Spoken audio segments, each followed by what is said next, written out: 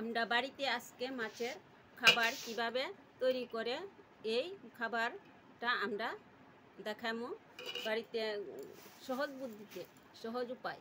400 গ্রাম চালের কুড়া নিলাম, 400 গ্রাম চালের কুড়া নিলাম। 400 গ্রাম সরিষার কোল নিলাম। এই কোলটা একটু ভিজিয়ে নরম করে নিব। তারপর 100 গ্রাম আটা, গমের আটা, এই আটাটা নিব। তারপর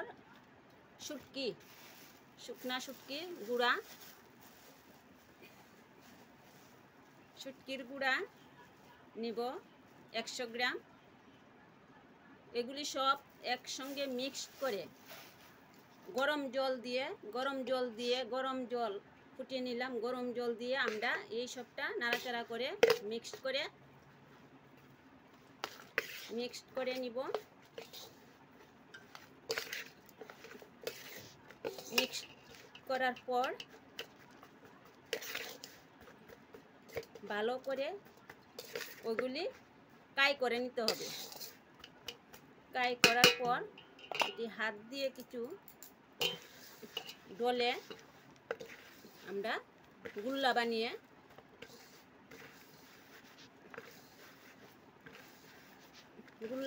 বানিয়ে ওই খাবারগুলো আমরা পুকুরে হাঁপার মধ্যে এগুলাগুলি হাঁপার মধ্যে দিলে মাছ খেতে সুবিধা হয়, খাবারটা নষ্ট হয়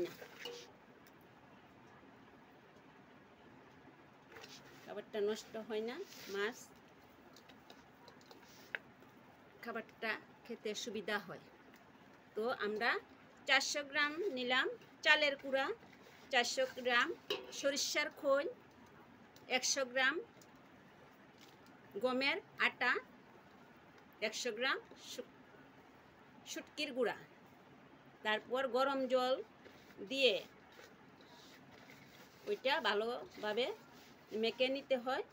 মেখে তারপরে ওইগুলি গুল্লা বানিয়ে দিলে মাছের খাবার তৈরি হয়ে গেল। তো এই খাবারটা মাছের জন্য আমরা বাড়িতে খুব সহজভাবে বানাইতে পারি। চালের কুড়ার মধ্যে অনেক প্রোটিন থাকে, তাই আমরা এই খাবারটা যদি মাছকে খাওয়াই, মাছ তাড়াতাড়ি বড় হয়, মাছের গ্রোথ বাড়ে তাড়াতাড়ি। তাই আমরা এই খাবারটা পুকুরে বেশিরভাগ প্রয়োগ করি।